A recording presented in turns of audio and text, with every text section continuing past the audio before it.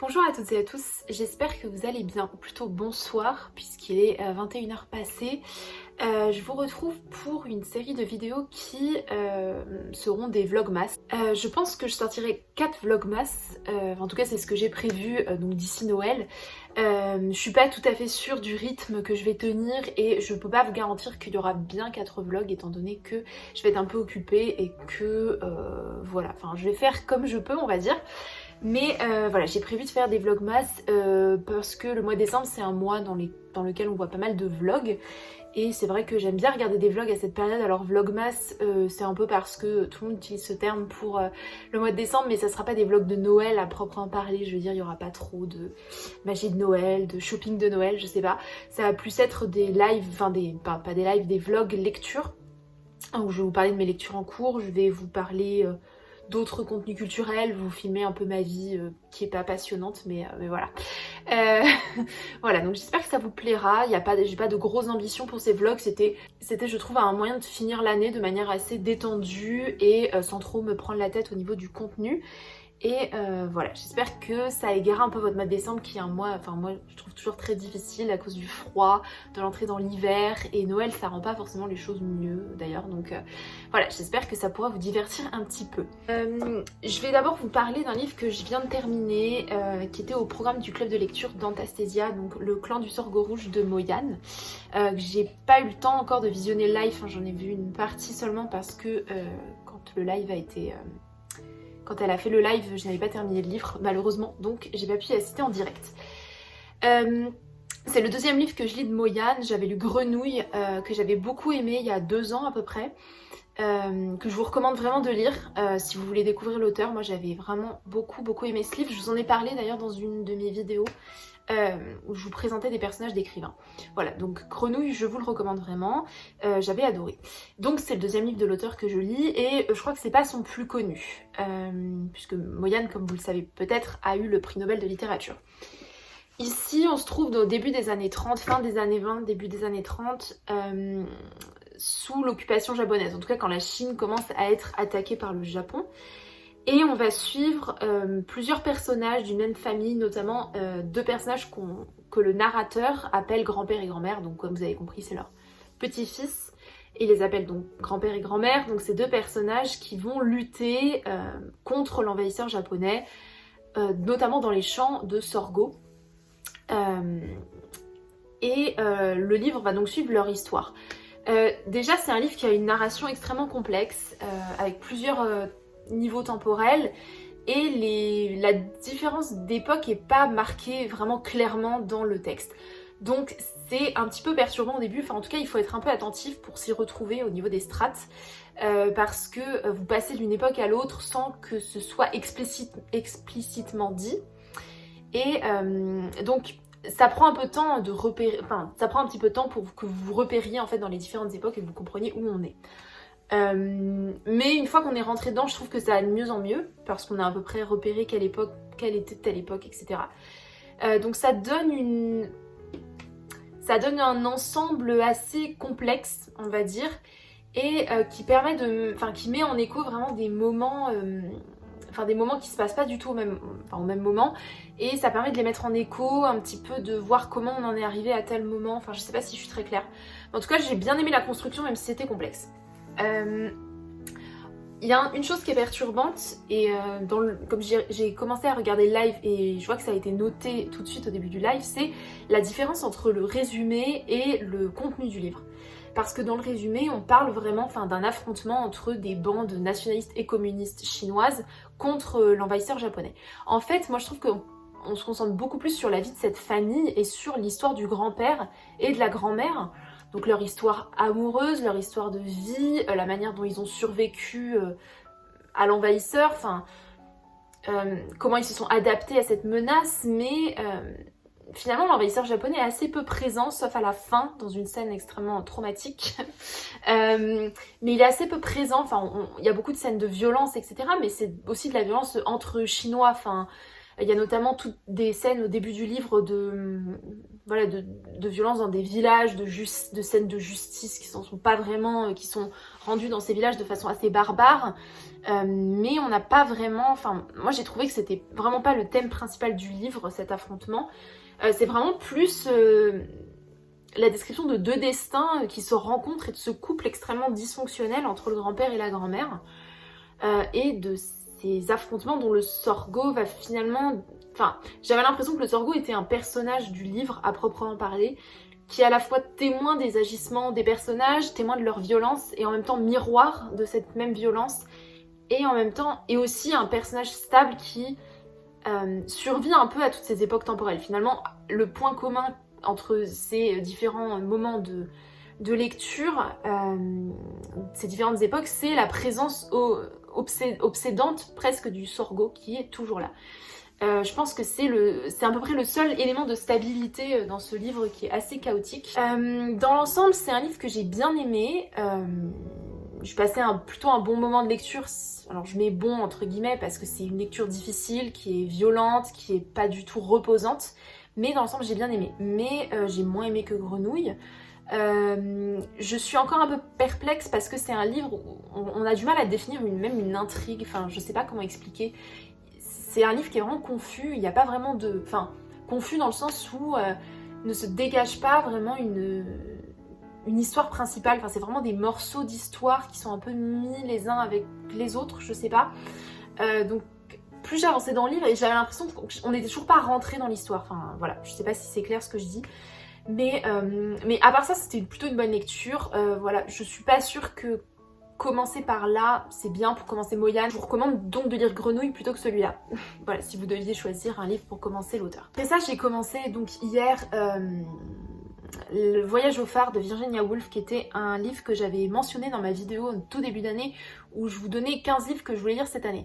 J'ai un peu revu cette liste et je me suis rendu compte que j'en avais lu quoi 5 sur 15 peut-être. J'aurais clairement pas le temps de lire les autres d'ici la fin de l'année parce qu'il y en a déjà qui sont très gros puis il y en a que j'ai pas envie de lire.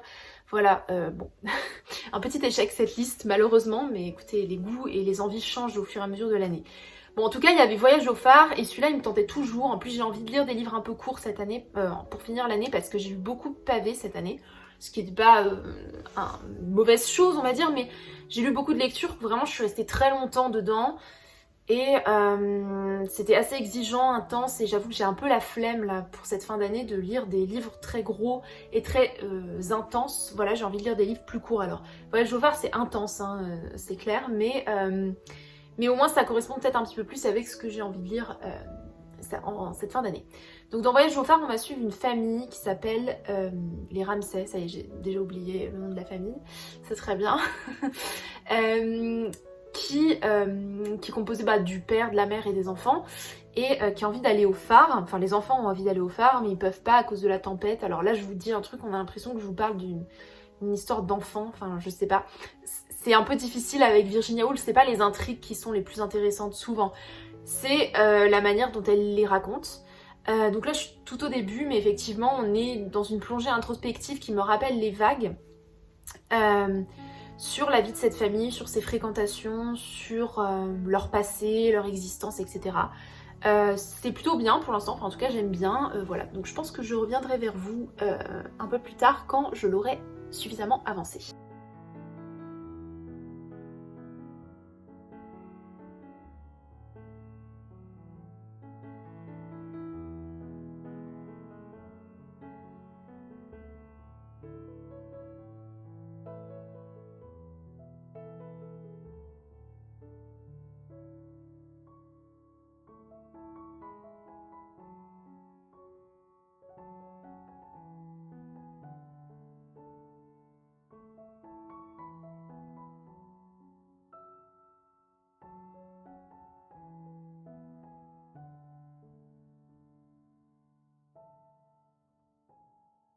Je suis allée chez Gibert l'autre jour et j'ai fait quelques achats, donc je me suis dit que j'allais vous les présenter. Donc c'est un petit book haul, petit, seulement 5 livres, mais c'est déjà pas mal.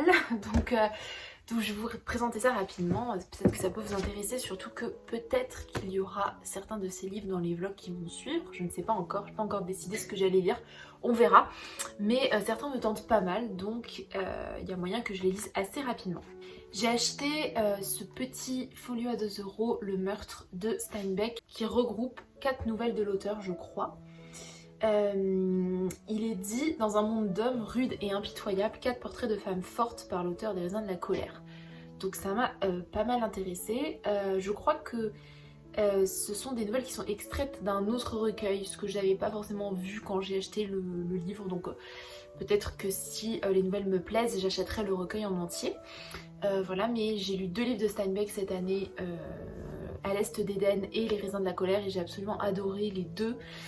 C'est vraiment une découverte, une très belle découverte Steinbeck cette année, donc j'ai envie de continuer à découvrir cet auteur et je me dis que des nouvelles c'est pas mal pour me plonger davantage dans son univers, voilà. J'ai acheté 3 Guinées de Virginia Woolf qui est présenté comme son essai le plus engagé, en tout cas c'est ce qui est écrit dans le résumé. C'est un essai qui est moins connu, enfin beaucoup moins connu évidemment que Une chambre à soi, qui est vraiment son texte de non-fiction le plus célèbre, mais 3 Guinées. Ça a l'air d'être un texte qui est quand même un peu plus fourni et peut-être un peu plus développé que Une chambre à soi. Donc je sais pas exactement de quoi elle parle, je sais que c'est un essai qui parle de féminisme, de patriarcat, etc. Dans la même veine j'imagine qu'Une chambre à soi, mais je sais pas précisément de quoi ça parle. Je trouve que le titre est très intriguant, je sais pas trop si c'est une métaphore qui est développée ensuite dans le livre, mais ça m'a vraiment intéressée de... Enfin, quand je l'ai vu, j'ai vu qu'il était d'occasion, je me suis dit que j'allais le prendre. De toute façon Virginia Woolf c'est une autrice que j'aime beaucoup et j'ai l'intention de lire tout ce qu'elle a écrit, donc voilà, dès que je peux tomber sur un livre pas trop cher en librairie d'elle, je le prends généralement. Voilà, donc hâte de découvrir ce texte. Ensuite j'ai acheté Adrienne Mesura de Julien Green parce que Nabolita l'a mis au programme de son club de lecture au mois de décembre. Donc j'ai envie de participer, surtout que Julien Green c'est un auteur que je n'ai jamais lu et que j'ai très envie de lire depuis assez longtemps. Donc je me dis que ça peut être une bonne idée de commencer par un texte qui est lu dans le cadre d'un club de lecture. Selon le résumé, on se trouve avec un personnage principal, une femme qui ressemble un peu à Madame Bovary. Alors moi j'aime bien Madame Bovary, donc déjà ça commence bien. Jeune et belle, Adrienne Mesura s'étiole entre un père tyrannique borné et une sœur plus âgée, aigrie et malade. Il suffit d'un homme croisé, d'un regard un instant saisi, pour rendre à jamais insupportable cette existence sans espoir. Donc effectivement on a l'impression qu'on retrouve un peu des thématiques qui sont propres à Madame Bovary peut-être. Voilà, c'est pas très long, c'est 200 pages, un peu plus de 200 pages, bon, 250, c'est écrit petit par contre. La couverture est pas très belle, mais bon écoutez, on s'en fiche. Voilà, donc j'ai hâte de découvrir ce texte et lui, bah, je pense qu'il sera présent dans les vlogs puisqu'on est censé le lire au mois de décembre. Voilà, donc pareil, un auteur que j'ai très envie de découvrir. Ensuite un livre que j'ai acheté sur un coup de tête entre guillemets parce que je ne m'attendais absolument pas à acheter ce genre de livre, enfin j'avais pas du tout prévu de l'acheter. C'est La glace de Vladimir Sorokin qui est un auteur russe contemporain et je crois que c'est un des auteurs russes contemporains les plus célèbres et les plus réputés en Russie. C'est le résumé qui m'a donné envie de lire le livre. Peut-on véritablement sonder le cœur des hommes? Une secte moscovite invente une méthode radicale, donner des coups de marteau frénétiques dans le sternum, égard à ceux dont la poitrine sonne creux. De la Russie stalinien à l'Occident contemporain, une fable déjantée et provocante, critique fiévreuse d'un monde désacralisé. Bon, moi j'adore la littérature russe, donc de toute façon je suis toujours ouverte à découvrir de nouveaux auteurs et de nouvelles autrices bien sûr. Dans le résumé, j'ai l'impression qu'on retrouve un peu un univers à la Bulgakov, très critique mais en même temps déjanté, voire absurde. Et j'adore Bulgakov, donc ça m'a fait un peu penser à la littérature de Bulgakov. C'est pour ça que j'ai pris ce livre. Je suis très intriguée parce que je connais pas du tout cet auteur. Je sais pas du tout ce qu'il a écrit, je ne sais même, enfin, je ne connais rien de sa vie, etc. Mais je me suis dit que ça serait une bonne occasion de découvrir un nouvel auteur. Voilà, ça m'a vraiment intriguée ce résumé, donc écoutez, j'espère lire ça prochainement et vous en parler et vous dire ce que j'en ai pensé. Enfin, j'ai acheté ce recueil de poésie, Les Poètes du Tango, donc c'est une anthologie qui regroupe des poètes donc, du mouvement du tango, qui est un mouvement poétique, je crois, du début du XXe siècle, qui a pris principalement place en Amérique du Sud et Amérique latine, et qui est de la poésie, entre guillemets, de la rue, une poésie un peu familière, un petit peu, parfois un peu brutale, un peu qui utilise de l'argot, de la vulgarité. Je sais pas exactement ce que ça englobe comme mouvement poétique, mais je connaissais pas, et j'étais allée au rayon anthologie de poésie parce que j'y vais souvent, j'ai envie de... Enfin, dès que je trouve une anthologie de poésie, je l'achète, et à Gibert, comme elles sont souvent d'occasion, ça vaut le coup. Et du coup je l'ai prise parce qu'elle était pas chère et que moi j'aime bien la poésie d'Amérique latine et d'Amérique du Sud, donc Neruda par exemple, ou Gabriela Mistral, ou ce genre d'auteurs et autrices.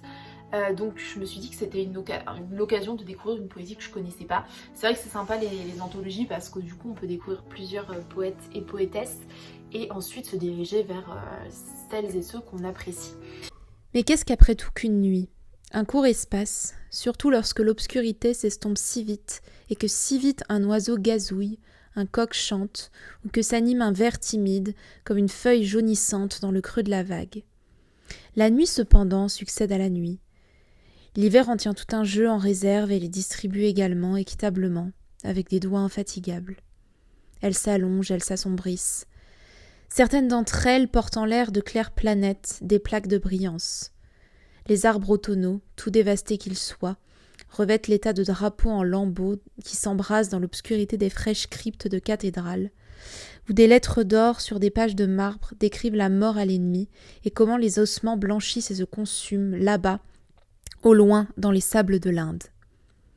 Les arbres automnaux luisent dans le jaune clair de lune, dans la lumière des lunes des moissons, cette lumière qui donne du moelleux à l'énergie du labeur, lisse le chaume et amène au rivage la vague dans un clapotis bleu. On eût dit à présent que, touchée par la pénitence humaine et sa cohorte de labeur, la miséricorde divine avait écarté le rideau, offrant ainsi à la vue un lièvre tout droit, seul et détaché. La vague en sa chute, le bateau en son oscillation, vision qui, si nous en étions dignes, devrait être nôtre toute, toujours, mais hélas, la miséricorde divine, tirant le cordon, ferme le rideau. Cela ne lui agrée pas. Elle enveloppe ses trésors d'une avalanche de grêle, les brise et les mêle à tel point qu'il semble impossible qu'ils puissent jamais recouvrer leur calme, ou que nous puissions jamais composer à partir de leurs fragments un ensemble parfait, ou lire dans leurs débris épars les mots limpides de la vérité. Car notre pénitence ne mérite qu'un aperçu, notre labeur qu'un répit. Les nuits maintenant sont pleines de vent et de destruction. Les arbres se précipitent et se courbent, et leurs feuilles s'envolant pêle-mêle tapissent la pelouse, se tassent dans les chéneaux, engorgent les tuyaux de descente, s'éparpillent sur les sentiers humides. La mer aussi se ballotte et se brise, et si quelques dormeurs, s'imaginant pouvoir trouver peut-être sur la plage une réponse à ses doutes, un compagnon pour partager sa solitude, repousse ses couvertures et descend tout seul se promener sur le sable, nulle image tutélaire et divinement secourable ne vient aussitôt se montrer pour restaurer l'ordre dans la nuit et amener le monde à réfléchir l'envergure de l'esprit. La main s'amenuise dans sa main, la voix mugit dans son oreille. Pour un peu, il semblerait inutile, dans une telle confusion, de poser à la nuit ces questions sur le quoi, le pourquoi, le comment, qui provoquent le dormeur à déserter son lit dans une quête de réponse.